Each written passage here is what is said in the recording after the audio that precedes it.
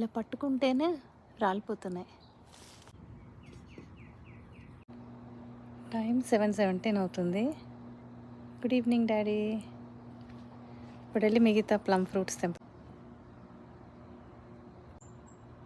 Birds కూడా ఇంకా వచ్చే టైం అయింది. సాయంత్రం ఫుడ్ టైం ఈ టైంకే వస్తాయి అన్నమాట యూజువల్లీ. తొందరగా ప్లమ్ ఫ్రూట్స్ తెంపేసి లోపలికి వెళ్ళిపోతా.